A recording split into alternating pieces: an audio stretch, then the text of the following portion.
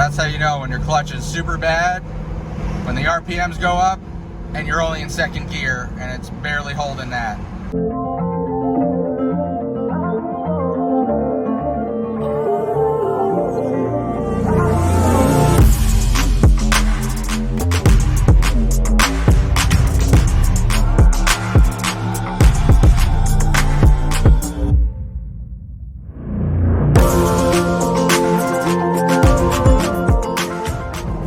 What's going on, guys? So after my last video, a little bit of a toasted clutch syndrome is going on. So right now I'm carefully driving the car to a shop to get it on the lift, get the trans out, put the new clutch in. It's a McLeod RXT, I don't remember the number, but I also have new flywheel bolts, new pilot bearing, new OEM throwout bearing or slave cylinder, and a stainless steel clutch line from Justin Performance. So I'm going to link that in the description below, and I'm going to keep driving slowly and carefully to the shop because it doesn't even like to stay in second that well. So this is going to be an interesting journey on the highway to the shop. So right now, I'm on the way down the road. I'm on the highway. Says I'm doing about 50, 52, holding steady at about 2250 RPM. So just keeping it going and just making sure I can keep going. And we're just gonna keep going. We're on the way. Just gonna keep driving it nice and easy. I'll do a little drive and record.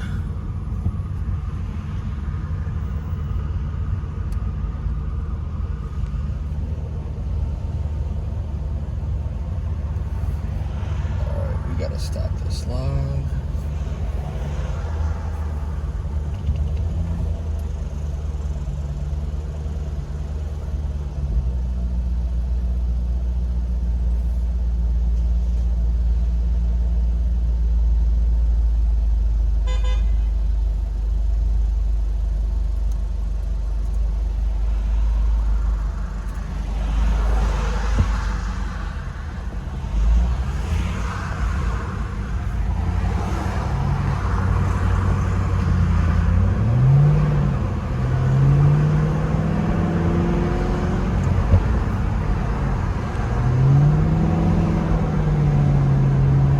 That's how you know when your clutch is super bad, when the RPMs go up and you're only in second gear and it's barely holding that.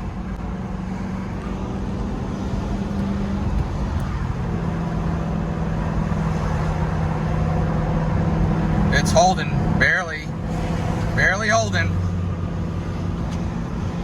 But I'm on the road, able to drive it, and I'm just gonna fear for my life. Oh yeah. Car is here. Going to do the clutch and a whole bunch of other parts. Hey guys, so here's what we got. Stainless steel clutch line from Justin's Performance Center. Flywheel bolts, OEM throwout bearing, pilot bearing, and the RXT Shelby 6060 26 spline clutch. Comes with all this. The alignment tool, comes with everything. Install is going to be happening momentarily. All right, so clutch is in. Going to do the 500-mile break-in minimum. Some people do 800 or 1,000, but it's in. So we're going to do the break-in. I'm going to show you guys next the old clutch that was in the car, and you'll be as interested as I am to see what's in the box. All right, here we go.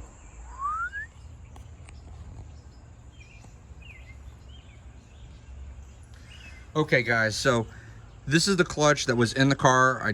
I took it back in the box that I got with the RXT. So anyway, this was the stock clutch that was on the car. Now, the interesting thing that I want to point out is is that the throwout bearing is 11 to 14 style. Don't know why, because here's a brand new one that I have, and here's the one that came out of the car. So I do know for a fact that this is very similar to the style that is in the 11 and 12. I can't confirm or deny for the 13-14 because that GT500 makes more power than what this was capable of holding. So we're gonna take off this and we're gonna take a look at the inside. Okay, so there's some of the scorch marks. That's nice and tight. This one's definitely Tostito. That just goes right in here. And as you can tell, scorch marks here. Tostito. But looks pretty good. Otherwise, there's some rust on this side. But yeah, so this was the clutch that came out of the car. It's pretty interesting. Pretty interesting indeed. Unfortunately, yeah, see, it's fragmenting.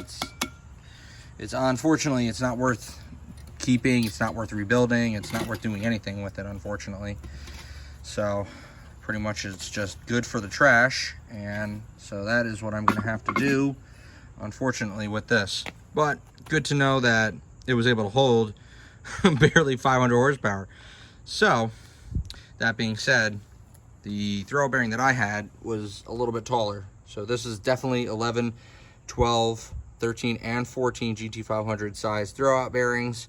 You can use them. They're fine. You just have to get the appropriate clutch to go with them. So, all right, guys. Gonna enjoy the braking process. I'm only a couple of miles in, but I can definitely sense the clutch is much better than what I was using before, which is this. Okay, so now that the clutch is done, I'm putting this shift boot, I guess, bracket, the holder, the mount. I took off the OEM one that came with the GT and the boot. So we're putting this on. Went to good old Home Depot, got some washers, already had a bolt to test this out with. So I know for a fact these nuts will work like so. I'm gonna try and do this one-handed. So let's let her rip, tater chip.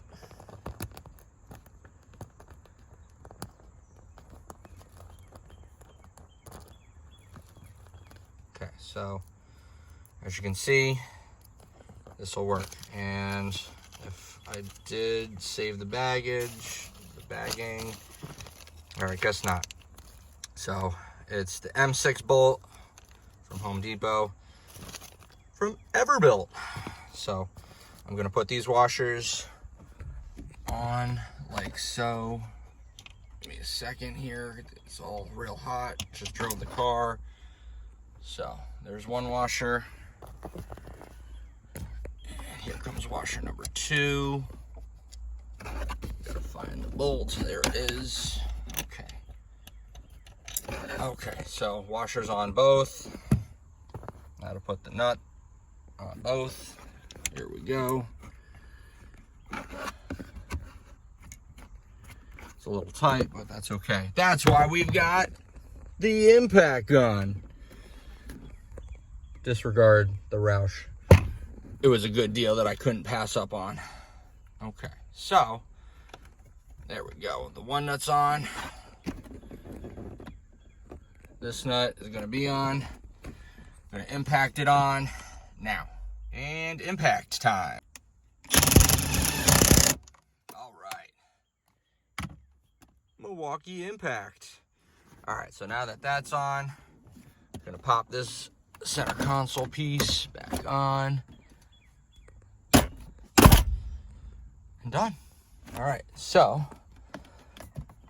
that's on. I'm gonna do the sides in a second, but gonna put the shifter back on because it's crucial. All right, it's not easy doing this one-handed, so we're gonna just do the best that we can. And we're gonna thread it real quick. Then we're gonna thread the second one. just as quick. Then we're gonna use the good old ratchet.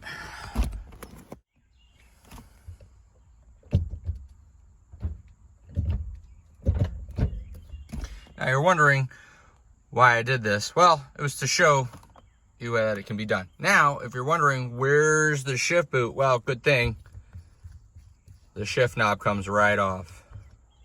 Ta-da! Where's the shift boot? Here she blows. Do-do-do. Okay.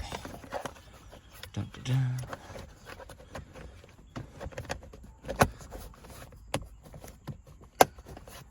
And just like that, it's back on. And then just like that, the shift ball's back on.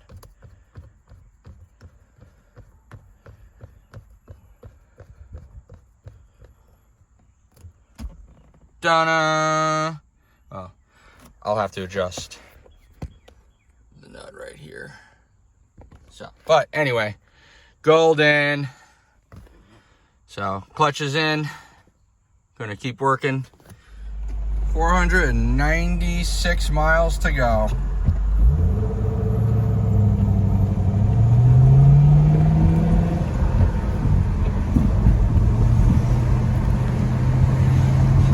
Now it holds. Except there's potholes because I live in the northeast of garbage roads. I can't do it. Yeah. Stay tuned for our next video. Thanks for watching. Say bye-bye.